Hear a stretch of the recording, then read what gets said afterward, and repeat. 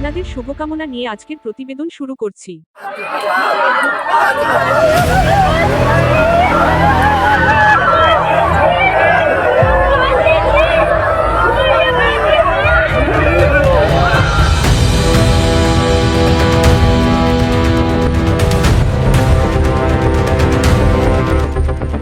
বাইশে এপ্রিল পেহেলগাঁওয়ে জঙ্গি হামলায় ২৬ জন হিন্দু পর্যটকের মৃত্যু হয়।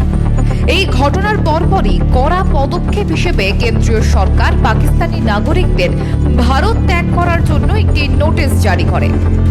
দেশের সব মুখ্যমন্ত্রীকে এই বিষয়ে তৎপর হয়ে পাকিস্তানিদের দেশে ফেরত পাঠানোর নির্দেশ দেওয়া হয়। কেন্দ্রীয় স্বরাষ্ট্র মন্ত্রকের পক্ষ থেকে এই নির্দেশ দেওয়া হয়েছিল। তারপরও পশ্চিমবঙ্গের তৃণমূল সরকারের এই বিষয়ে সক্রিয় উদ্যোগ চোখে পড়ছে না, এমনই দাবি বিরোধীদের। কাশ্মীর পারলে বাস্তবে এই রাজ্যে থাকা পাকিস্তানিদের ফেরত পাঠানোর বিষয়ে তৃণমূল সরকার কোনো পদক্ষেপ নেয়নি।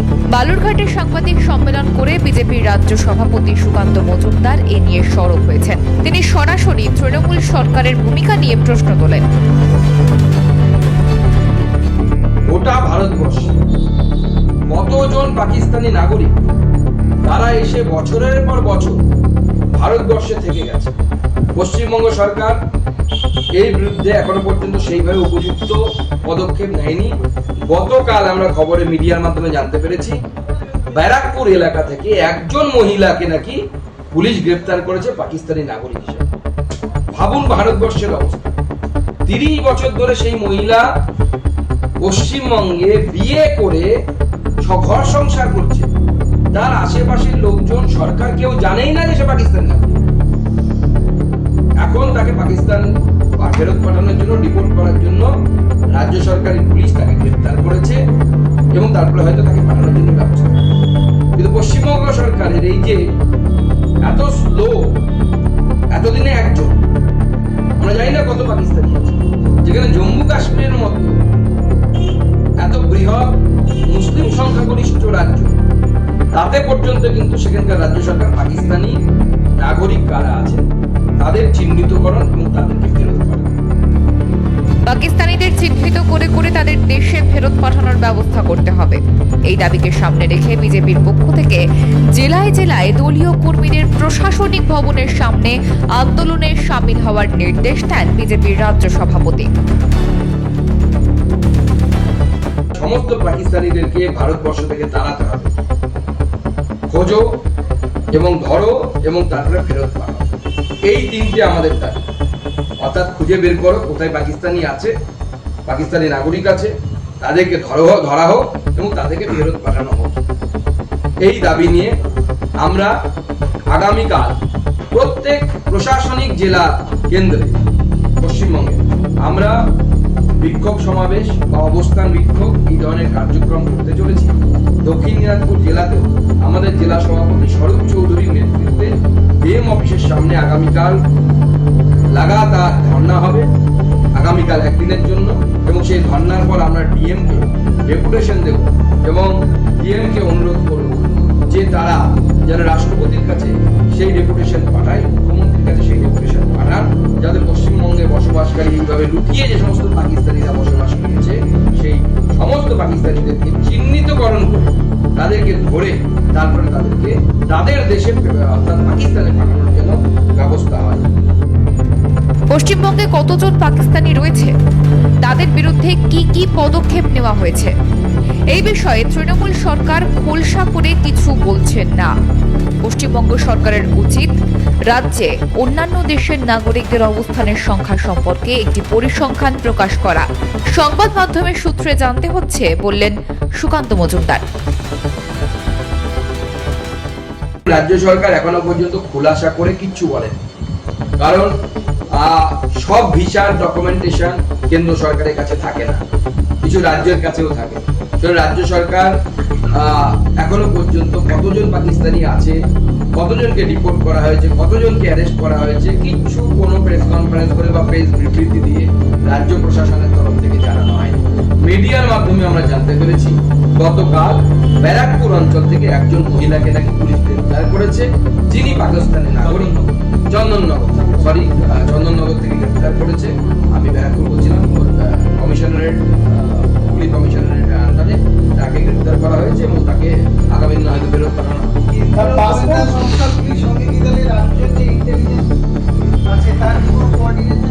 দেখুন, এই রাজ্য সরকার তো নিজেকে আলাদা রাষ্ট্র মনে করার চেষ্টা করে মাঝে মাঝে তাকে মনে করাতে হয় যে এটা আলাদা রাষ্ট্র নয়, ভারতবর্ষেরই অংশ। মাননীয় মুখ্যমন্ত্রীকে সেটা মনে করাতে হয়, মাঝে প্রয়োজনে মনে করাতে হবে। ভোট ব্যাংকের জন্য মমতা বন্দ্যোপাধ্যায় দেশের নিরাপত্তাকে ক্ষতির মুখে ফেলে দিতে চাইছেন। সীমান্তে কাঁটা তার লাগানোর জন্য জমি দিচ্ছে না এই সরকার। অনুপ্রবেশকারীদের ভোটের উপর ভরসা করতেই তৃণমূলের এই কৌশল, বললেন বিজেপির রাজ্য সভাপতি। এটা বিরোধী পক্ষ যদি মেনে না নেয়, তাহলে নিয়ম আছে, বিরোধী পক্ষ থেকে দাঁড়িয়ে বলবে মাননীয় গৃহমন্ত্রী বা যে এই বলুক না কেন সেই তথ্য দেয় যে এটাকে অথেন্টিকেট করুন, অর্থাৎ এই তথ্যের সত্যতা আপনি প্রমাণ করুন। বিরোধী পক্ষ কেউ করেনি, অতএব গৃহমন্ত্রী যা বলেছে সেটা সঠিক বলেছেন। 400 কিলোমিটারের বেশি, গোটা পূর্ব ভারতে 600 কিলোমিটার ফাঁকা সীমান্ত আছে, 450 কিলোমিটারই বাংলা।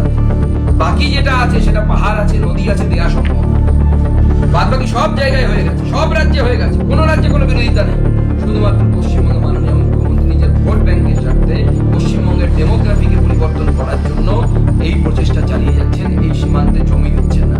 ওনার উদ্দেশ্য বাংলাদেশ থেকে এসে মুসলিম অনুপ্রবেশকারীরা তারা এখানে আসুক, ওনার ভোট ব্যাংক বাড়াক, ওনার শেখ শাহজাহান, ওনার শেখ সুফিয়ান, ওনার আরো জাহাঙ্গীর থেকে শুরু করে এরা যারা আছে, পাড়ায় পাড়ায় জাহাঙ্গীর হোক, দুয়ারে জাহাঙ্গীর প্রকল্প, দুয়ারে শেখ শাহজাহান প্রকল্প উনি সফল করতে চাইছেন।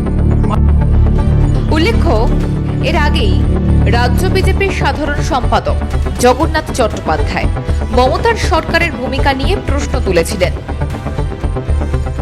এ দেশে থাকা পাকিস্তানিদের ইমিডিয়েট দেশ ছাড়তে বলা হয়েছে। আমার প্রশ্ন, এ রাজ্যে এখনো 70 জন পাকিস্তানি রয়েছে সরকারি হিসেবে। বেসরকারি ভাবে মাননীয় কতজনকে ঢুকিয়ে রেখেছে কেউ জানে না। মাননীয় সেই 70 জন পাকিস্তানিকে ফেরত পাঠাবেন তো? কালকে স্বরাষ্ট্রমন্ত্রী ভিডিও কনফারেন্স করে সে কথা তাকে স্মরণ করিয়েছে। তার পাকিস্তান প্রেম এবার বোঝা যাবে। ওই 70 জন পাকিস্তানি তারা ফেরত যায় কি যায় না, রাজ্য সরকার তাতে উদ্যোগ নেয় কি নেয় না। নৃশংস জঙ্গি হামলার পর পাকিস্তানের ভূমিকা নিয়ে বিশ্বজুড়ে নিন্দার ঝড় বইছে। কেন্দ্রের নির্দেশ মেনে দেশের সমস্ত রাজ্যে পাকিস্তানিদের ফেরত পাঠানোর উদ্যোগ গ্রহণ করা হয়েছে।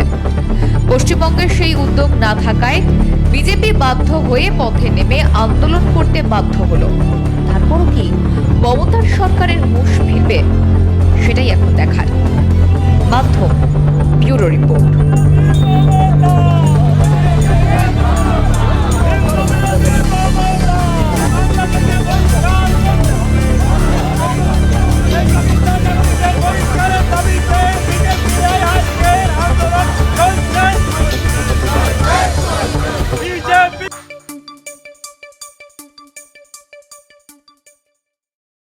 Under Section 107 of the Copyright Act 1976, allowance is made for fair use for purposes such as criticism, comment, news reporting, teaching, scholarship and research. Fair use is a use permitted by copyright statutes that might otherwise be infringing. Non-profit, educational or personal use tips the balance in favor of fair use.